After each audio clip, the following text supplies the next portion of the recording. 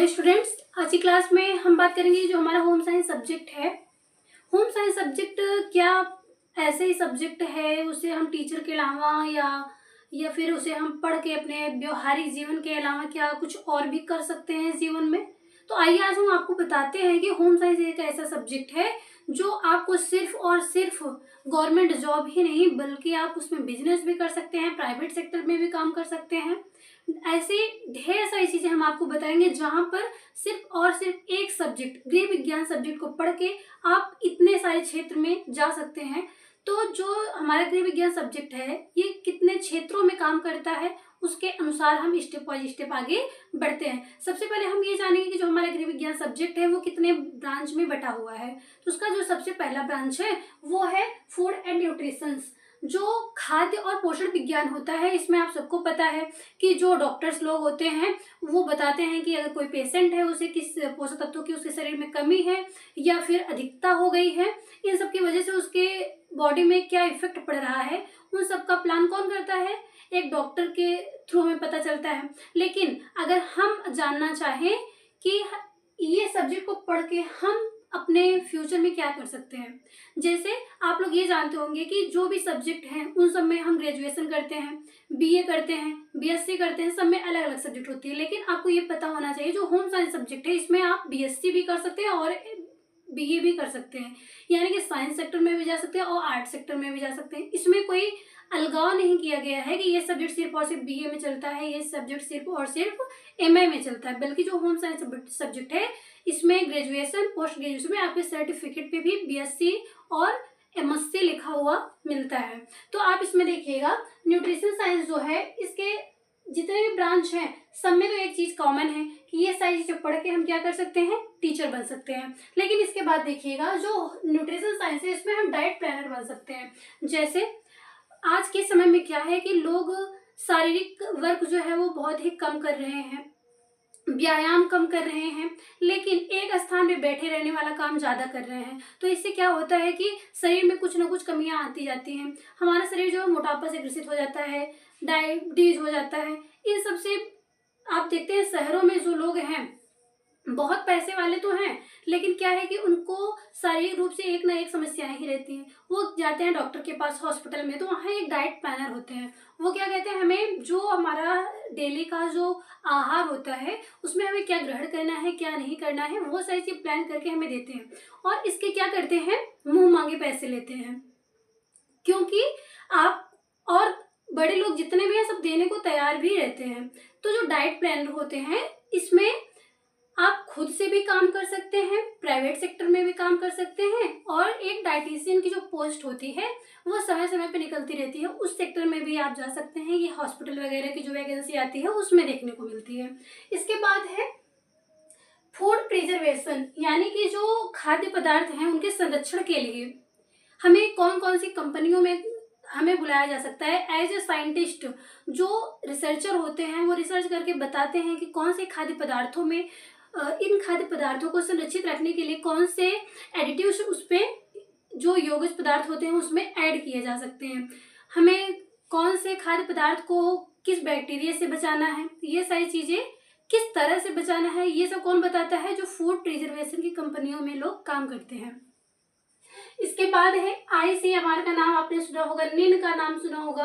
आप लोग देखते होंगे कि जो ये विभिन्न प्रकार के सॉस आ रहे हैं, चिली सॉस हो गए और ये जैम वगैरह हो गए, ये सारी चीजें इतने लंबे समय तक हम कैसे स्टोर करके रख सकते हैं।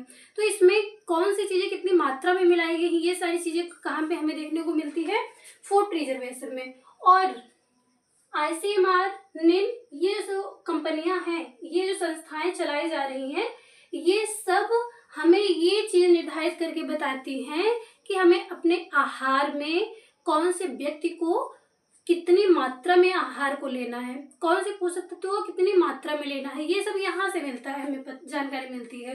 तो ये सारी चीजें करने के लिए हमें क्या कौन सा सब्जेक्ट पढ़ना पड़ता है, होम साइंस। होम साइंस का न्यूट्रिशन साइंस जो है, जो लोग पोस्ट ग्रेजुएशन करते हैं वो सब ICMR और निन जैसी संस्थाओं में क्या कर सकते हैं, एज ए साइंटिस्ट वर्क कर सकते हैं। इसके बाद है चाइल्ड डेवलपमेंट। चाइल्ड डेवलपमेंट जो होम साइंस का ब्रांच है, इसको जब हम पढ़ते हैं तो उसमें एक चीज़ तो कॉमन है कि आप टीचर बन रहे हैं, लेकिन इसमें चाइल्ड डेवलपमेंट जो प्रोजेक्ट ऑफिसर होते हैं आप वो बन सकते हैं।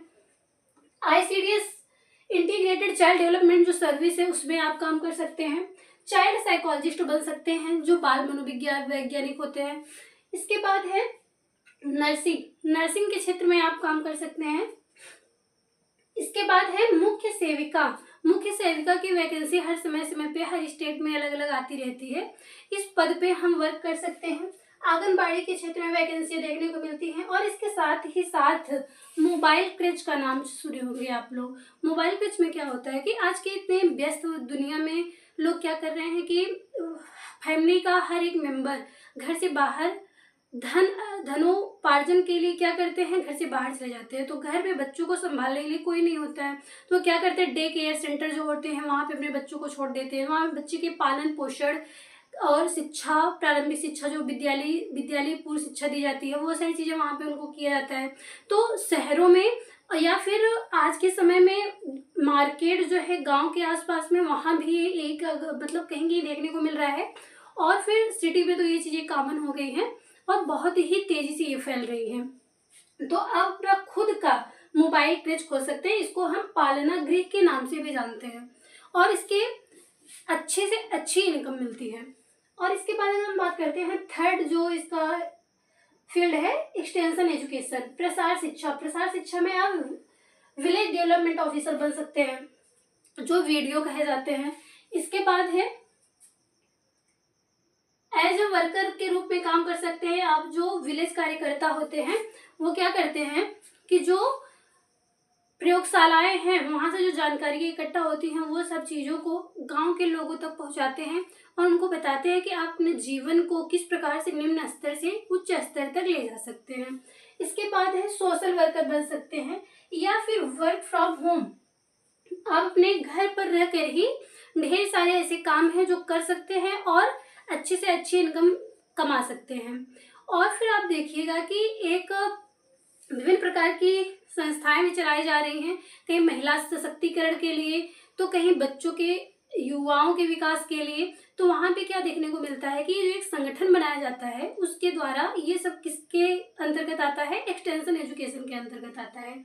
इसके बाद है विज्ञापन हेतु, यानी कि जो कहीं कोई अभियान चल रहा है, कोई चुनाव चल रहा है, इस सब के लिए क्या किया जाता है, बड़े बड़े पोस्टर्स, बैनर्स ये सब बनाए जाते हैं, चार्ट वगैरह बनाए जाते हैं इन सब के विज्ञापन के लिए। या फिर आप देख सकते हैं कि नेटवर्किंग के लिए, जनसंपर्क, मास मीडिया जो है नेटवर्क के क्षेत्र में आप एक्सटेंशन एजुकेशन के थ्रू इस फील्ड में वर्क कर सकते हैं। इसके बाद है क्लॉथिंग एंड टेक्सटाइल। जो क्लॉथिंग एंड टेक्सटाइल है ये वस्त्र विज्ञान, इसमें आप क्या कर सकते हैं, हम ये नहीं कह रहे हैं कि आप लोग सिर्फ और सिर्फ वस्त्र विज्ञान को पढ़ करके कपड़े सिल के आप पैसा कमाएंगे, ऐसा बिल्कुल भी नहीं है।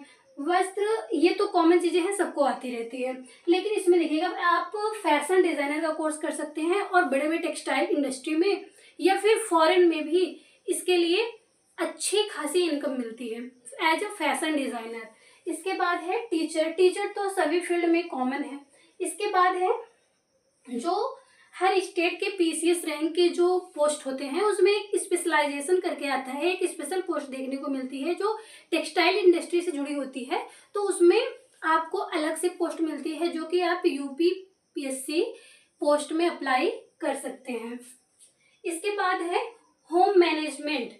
होम मैनेजमेंट जो होम साइंस का ब्रांच है, जब इसमें आप पोस्ट ग्रेजुएशन कर लेते हैं तो एज अ मैनेजर किसी भी संस्था में आप मैनेजर के रूप में काम कर सकते हैं, होटल मैनेजमेंट कर सकते हैं। इसके बाद इंटीरियर डेकोरेशन, आप मतलब समय समय पर जो विभिन्न प्रकार की आयोजन किए जाते हैं, चाहे वो किसी शादी में हो गया, बर्थडे पार्टी में हो गया, इन सब जगहों में, या फिर हर समय एक एक जो बड़े बड़े लोग हैं कुछ ना कुछ उनके यहाँ प्रोग्राम ही चलता रहता है।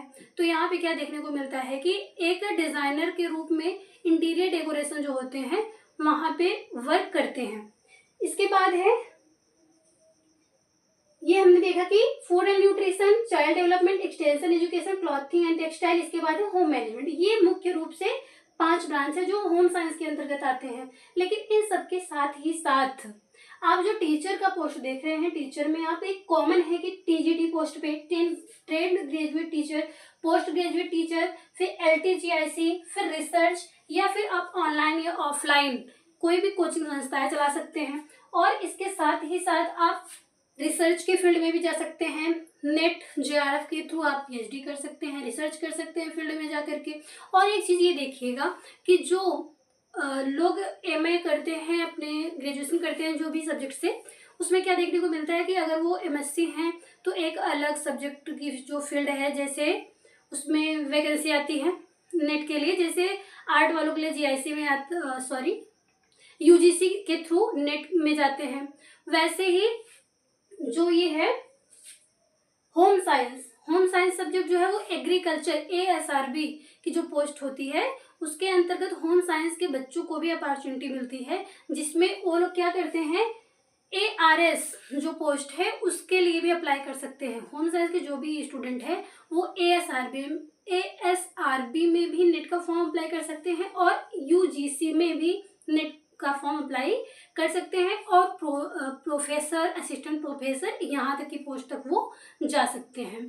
तो ये आज की क्लास में हमने आपको बताया कि होम साइंस सब्जेक्ट में आपके फ्यूचर के लिए क्या स्कोप हो सकते हैं, कौन कौन सी जॉब मिल सकती है। इसी प्रकार से और भी क्लासेस इंपॉर्टेंट देखने के लिए जुड़े रहिएगा आप सब हमारे साथ। मिलते हैं नेक्स्ट क्लास में, तब तक के लिए थैंक यू।